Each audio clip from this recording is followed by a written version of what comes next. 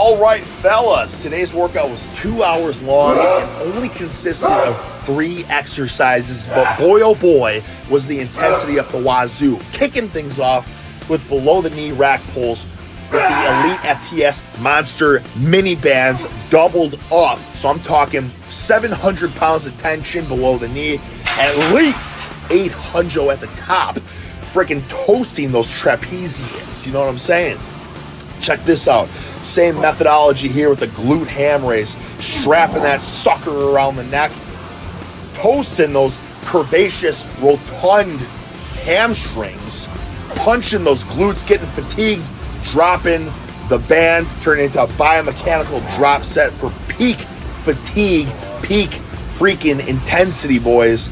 Now here we go. Last exercise of the day. 45-degree back extension with the barbell resting on the base of the skull, making the lever as long as possible, therefore as difficult as possible for the spinal erectors, the glutes, the hamstrings. Look at this isometric hold at the end for the most difficult leverage possible. Boys, I'm talking about 45-degree back extension in that manner will light your freaking spinal erectors up. Something I'm going to start doing damn near every single day because I need a bulletproof back, boys. Now that I'm going to be getting more into behind the back deadlifts, Jefferson deadlifts, Zercher deadlifts, all the crazy lifts, especially short-term goal going 900 on the behind the back deadlift. That is going down in the near future, boys, and I will not get injured. I will have a bulletproof back because of these 45-degree back extensions, okay? You want to freaking have the back of Hercules? You throw the back extensions in at the end of every workout, fellas. I'm telling you, it's the freaking secret Russian, age-old wisdom passed down by the gurus of yesterday. Nobody does these back extensions anymore. The back extensions are one of the best hamstring, glute, but mainly, boys, let me tell you something. Do the freaking back extensions. Do the 45-degree back extensions specifically, and do them with a rounded back. Do them with a straight back. Do them punching your hips and working your hamstrings. Do them not using your hamstrings or your glutes at all. You can turn them into a pure spinal erector isolation exercise. Fellas, I couldn't even sit in my car after these back extensions. It felt like I destroyed my freaking vertebrae. You know what I'm saying? I was so pumped I couldn't even sit in the car. Okay, now I feel great. I feel bulletproof. Okay?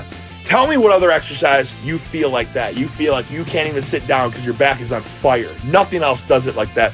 Unless your form breaks down on squats and deadlifts and it's like, damn, I can't even extend my back. My back is so lit up. No, I want to train my back specifically for when my form breaks down in squats and deadlifts. My back is trained to endure that.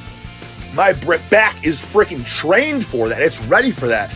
Because it's inevitable when you're maxing out all the time, boys, or even specifically if you're not maxing out all the time, your form will break down a slight bit, and then your lower back's going to kick in, and the question is your back ready to handle that freaking horse load, or is it going to break under the freaking pressure, okay? So that's what it's important to train your back in a rounded position, boys, okay? Don't go super heavy with it, but you got to train your back as a freaking static stabilization, you know what I mean? Stabilizers, but you also got to train them, rounded flexion, extension, flexion. I'll make a video about that specifically, boys, but let me tell you something. If you haven't been doing it, throw those freaking back extensions in at the end of your workout, okay? I promise you it's only going to do you a world of good.